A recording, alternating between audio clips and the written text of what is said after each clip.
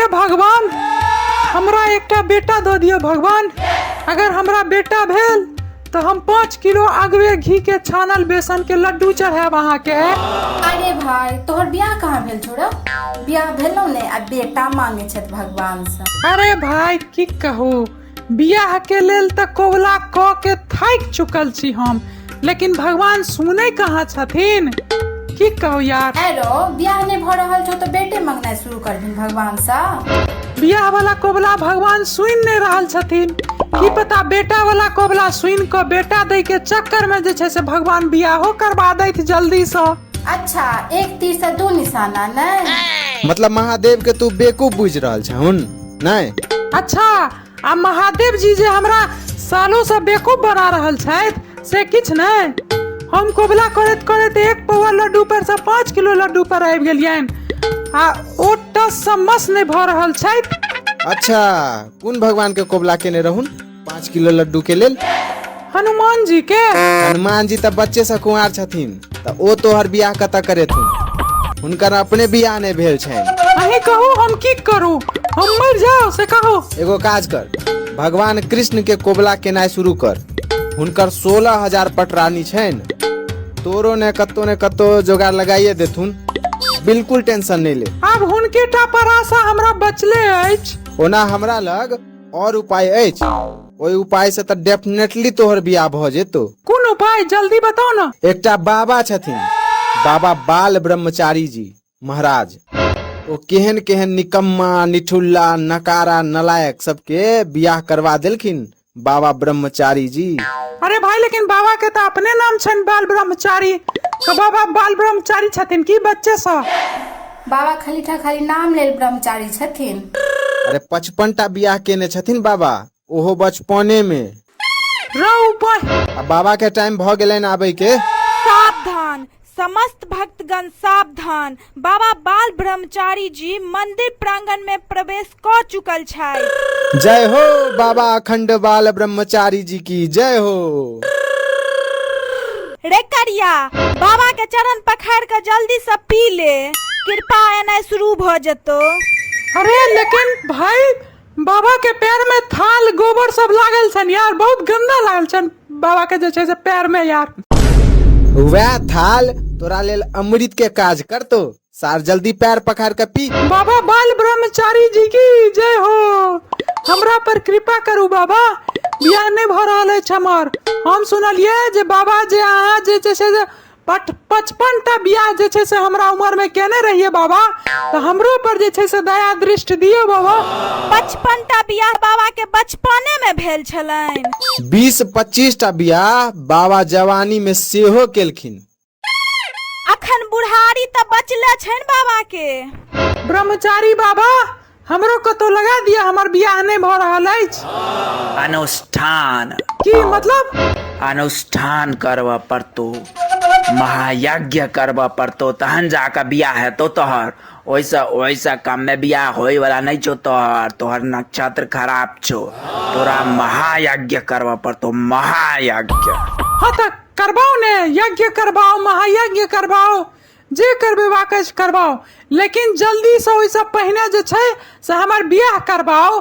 आप बर्दाश्त फाजिल भ गेल बाबा, जल्दी से जल्दी हमर बियाह करवाओ जे छै से पहने, ओकर बाद जे करवा के से करवाओ ने भाई। महायज्ञ करे भी तहने बियाह हेतो, आ यज्ञ करबे लेल 1 लाख टका लगतो। की 1 लाख? हम तो 1 सौ के नोट हाथ में नहीं पकड़ने छी आइ तक, अहाँ 1 लाख के बात करे छियै। किडनी बेच दही 1 लाख रुपया भ जेतो। लोग आईफोन ले लेल किडनी बेचे छे, आ हम बियाह करे लेल किडनी बेच दिए। एगो किडनी बेच दही, एगो पर सेहो लोग जिंदा रहे छै। रहू भाई, बियाहो भ जेतो ने, नहीं त बियाहो नहीं हेतो तोहर। ठीक छै त यज्ञ शुरू करबाओ। हम पाई ताई के जे छै दै लेल तैयार छी, हम व्यवस्था करबै छी। यज्ञ शुरू करबाओ। महायज्ञ के तैयारी शुरू कैल जाए। जे आज्ञा बाबा। अच्छा करिया सुन, यज्ञ में 1000 रुपया के सामान लगतो, जल्दी से मार्केट से लेने आ। 1000 लगते पूरा? हाँ तो और की, तो फिर 1 लाख रुपया कथी के लो रहल छी भाई? देखी 1000 रुपया पूजा पाठ में, 99,000 रुपया बाबा के दक्षिणा ओके देते हमर नाना। राव पाय बाबा एक्चुअली पाइक व्यवस्था नहीं भ पायल बाबा। हम जे छै से अपन जे छै से किडनी हमर नहीं बिकल बाबा। हमर किडनी में पथरी छले तो पाइक व्यवस्था जे छै से नहीं भ पायल। सार धोखेबाज करिया, तू हमरा एहन बाबा के पाय राख के नीक नहीं केले है। नहीं बाबा हमरा क्षमा कर दियो बाबा। बाबा क्षमा कर दियो बाबा, गलती भ गेल। हम तोरा श्राप दै छियो कि आब तोहर बियाह ने तू कहियो।